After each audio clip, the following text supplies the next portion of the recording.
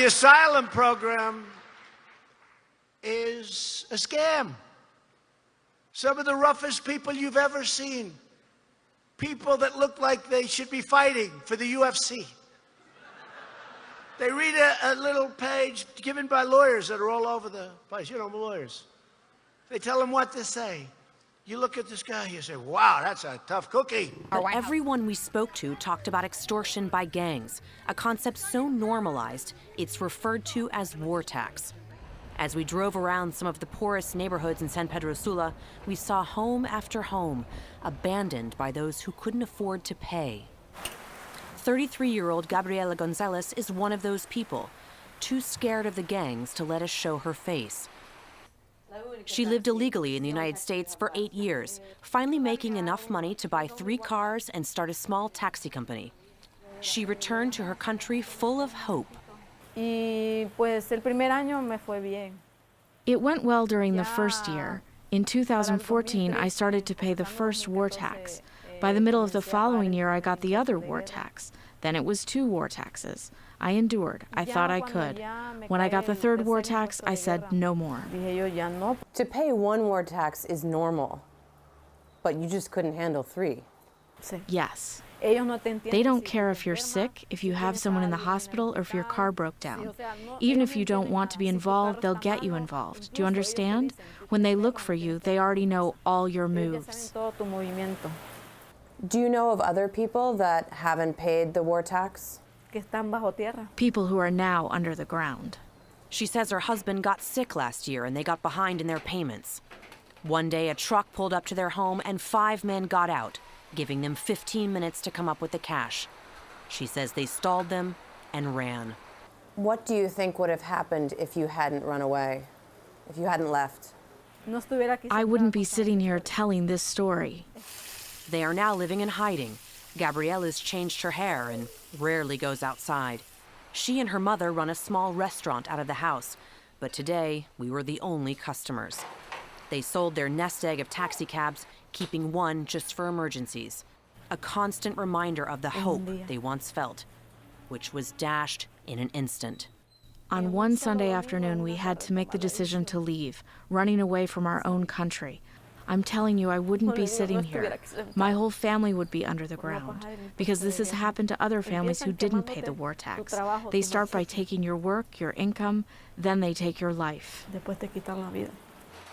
Like most Hondurans we met, Gabriela never filed a report and therefore has no evidence of the threats. Yolanda Gonzalez says reporting crime accomplishes nothing. I understand that in the United States, when people are apprehended, they are told, but you didn't file a report. Of course, if you casually ask someone here why they didn't file a report, they would answer, what for, when it doesn't do anything? We went to talk to police in Rivera Hernandez, one of the toughest areas controlled by gangs. They took us to some of the areas they say they've taken back. We've been in this neighborhood several times and always with members of the local community, and it's been really difficult to film. It's been a struggle, I mean, highly sensitive, because they kept saying, oh, you know, the gang is always watching.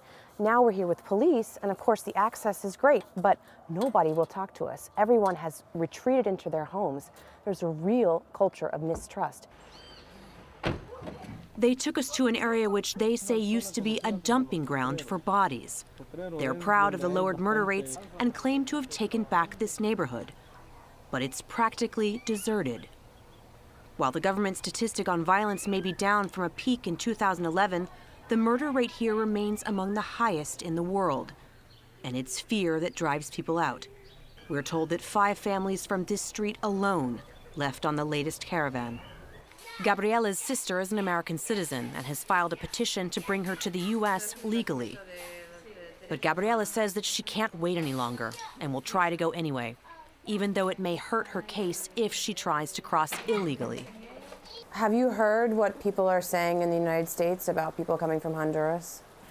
That they treat us like animals, that we're going to contaminate the United States, that most of us are bad people. It's not like that. As with everything else, in other countries there are bad people and good people. Are you worried about what will happen to you when you get there? You could be detained, you could be separated from your grandson. Yes, it worries me. It worries me a lot. because I know that they won't understand my situation. Que ellos no van a entender la situación mía. So even though you know you may not make it, you're still going? Sí. Yes, Por mis niños. for my children. Yo sé que ellos van a I know they are going to have something better in every way. You don't have the freedom for that here. Ya que aquí uno no tiene la libertad. You don't have the freedom for anything. A week later, Gabriela left Honduras with her daughter and grandson, setting off for the brutal journey north. Around 500 deportees arrive here every week. And underneath the surface of what should be joyful reunions lies the tough reality of why they're coming home and what they now face. If you're deported from the United States, you're sent on a plane. You are handcuffed at your ankles and your feet with chains, shackled. Amelia Frank Vitali is an anthropologist focusing on migration issues, working with the families of deportees. She says most of them are poor and were fleeing gang violence. Deported back to one of the most dangerous cities in the world, they now have nowhere to go. If you have to flee, you can't go to another neighborhood controlled by that same group. But you can't go to a neighborhood controlled by any of the rival groups either. Because having come from a neighborhood known to be controlled by the first group, you will be automatically suspected of being a spy. They go back to the same situation that they fled. Giovanni is one of those people. Like so many young men in Honduras, Giovanni says members of a local gang threatened to kill him when he didn't join. He asked us not to use his real name. I would never want to get into a gang, because here, to be in a gang means you have to do whatever they say. Rob, kill, kidnap, whatever they order you to do. So in the fall of 2017, Giovanni and his cousin left Honduras, intending to cross into the U.S. illegally. He says he tried to make an asylum claim after he was arrested, but had no evidence of the threats on his life, which are necessary to advance a claim. He says he couldn't afford the $10,000 bail, so he sat in detention in Arizona while he waited out the process. After 5 months, he can't stand it anymore. He signs a voluntary deportation order and is sent back to Honduras. Within a week of his arrival, he says members of the gang kidnapped him and took him to what's known as a casa loca, Spanish for crazy house, one of the many homes abandoned by those fleeing violence and now stolen by the gangs. They held me for 2 or 3 hours. They already had machetes and everything to cut me into pieces. They wanted to kill me at once. They wanted to kill me because I didn't do what they wanted. What did they do to you? Here and here, they were like metal rods. They put a rod through me. This one went in deep. They cut my hands. They burned me. I have several scars on my back where they were hitting me. They had a machete they were going to use to cut my hands. They wanted to cut off my hands and kill me slowly. And what was going through your mind? You can't think about anything but how to escape, how to convince them not to kill you. At the last moment, police burst in. They'd been called by his mother. She's still too frightened to show her face. How did you know that you could trust the police? I didn't exactly trust them, but it was my only solution. The family says the wounds were still fresh when Giovanni fled again to the U.S. a year ago. But that time, he says no one even asked him if he wanted asylum, and he was deported. When you left the U.S. the last time, were you worried that something would happen when you came back? Yes, I didn't want to get off the plane. The threats came almost immediately, and Giovanni and his family have moved 3 times in the last year. They're now in hiding, rarely leaving this small alleyway. Several of their neighbors are making plans to leave on the next caravan, fleeing poverty and extortion by local gangs. But for another family, it's too late. Sarah Espinal is every bit the proud matriarch, showing off the photographs and graduation certificates of her children and grandchildren. These are my treasures, my most valuable things, she says. My family is the best thing I have. I am nobody without them. But underneath the pride lies the pain of a mother in grief. It's only been 1 month since Sarah lost her son Nelson, gunned down on his own street in a neighborhood of Tegucigalpa controlled by gangs. I wanted to die with him that day.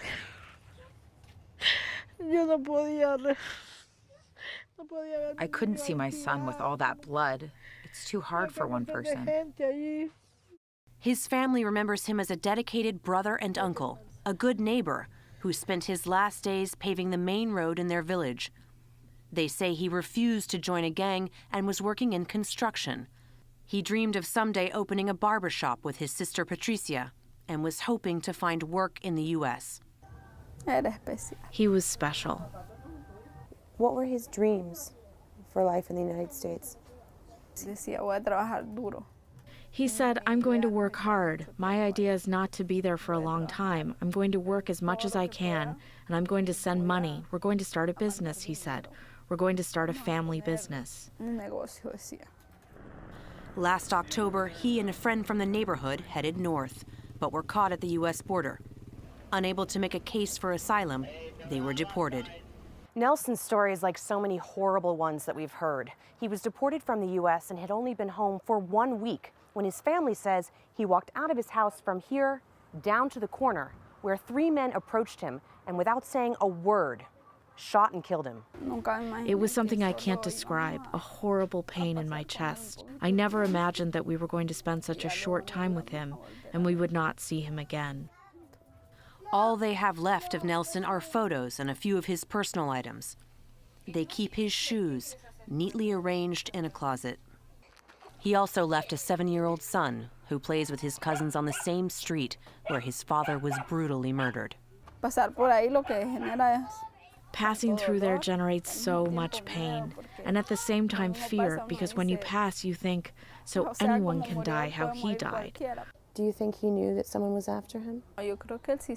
I think he knew. He didn't tell us directly, they're going to kill me, but he always said, I can't do anything here. All there is danger.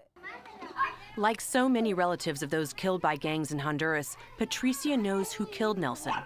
But not only can she not say who did it, it's clear she doesn't even want us to ask.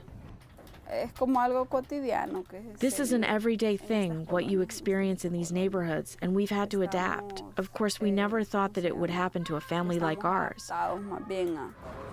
Back in San Pedro Sula, we got some bad news from Giovanni. His family's been receiving some threatening messages from the gang that was after him, so we're gonna go find out what's going on. Giovanni doesn't have a phone, so the messages were sent to his cousin. An ominous voice cackling and taunting him, calling him a dog, threatening to kill him and his family, and claiming to know where they are. Is there anywhere that you can look for protection? Only in a different country, not in Honduras. Do you ever remember a time when you didn't live in fear? I've always had a fear of being here. Traveling to another country, facing risk, that I'm not afraid. Now he's been deported twice. An asylum claim would be harder to make. His life here is absolutely under threat. Sooner or later, they are going to kill that boy. But what option does he have for international protection, really, at this point? Against the odds, Giovanni sets off, packing a tiny bag. Afraid of being robbed, he's got just one change of clothes and a toothbrush. He has a last meal before a tearful goodbye with his brothers and sisters. He's nervous and sad to leave his family, but says he's confident he won't be sent back. He knows the route better, and he won't even bother trying to cross legally. The bus comes quickly, and in an instant, he's gone, speeding off to an unknown future and hoping he won't have to return to a country that can't protect him. For the PBS NewsHour, I'm Marcia Biggs in San Pedro Sula, Honduras. Well, I give him a little credit. He has been saying there's a crisis on the border for the past 6 months and 8 months, and he's right. And I think some of us have downplayed that. But it's clear Jay Johnson, who was in the Obama administration, saying there's a crisis. There's 4,000 people getting detained every day. There's a backlog of 1 million cases. All of our facilities are completely overrun. And so there is clearly a crisis at the border. The problem with Donald Trump, A, there's no policy process. When he announces a policy, there's nothing behind it. It's just words coming out of his mouth. But B, the idea that the wall is the appropriate answer to what's happening in the border is completely ridiculous. These are asylum seekers. A wall does nothing. is completely irrelevant to the situation. And I go back to what the gentleman in the piece said. The problem is in El Salvador, Guatemala, and Honduras, and those countries that have become lawless. And El Salvador is the most dangerous, peacetime nation in the world right now. 95% of the crimes are not being solved, not being prosecuted. Hundreds of millions of dollars in extortion. You've got families living in the middle of all these killings. What are they expected to do? And so as long as you've got that situation, we're going to have this crisis at the border because we're all one continent. We're one people, maybe two continents, but we're all one people. And so the idea is that you have to fix it at the root. And there's no easy way to do that, but there's no other answer. But the president argues that hasn't worked. He said we've been giving these countries help, and it hasn't worked. Well, that's not true. I mean, in the first place, it's important to distinguish between two kinds of people who are coming here. One are economically motivated; they want to get jobs here. And frankly, American efforts across several administrations have done a very excellent job of reducing the number of people who economically come here. We need a certain number, but the flow of, say, Mexican workers who come to this country was sharply down. So we were at a situation a few years ago where there were more Latinos leaving than coming. Mm-hmm. And that's because we helped make and not us alone, but we did some role in helping the Mexican economy become a healthy economy. What we're seeing now is not that. It's fear-driven. It's more, think of it like people leaving Syria for Lebanon. It's a little more like that than like the economic mobility. So these people are leaving in completely desperate straits because they have no other choice, and they're asylum seekers. And so these are two different things. And the idea that our aid has not done much for that, I would say we haven't even tried.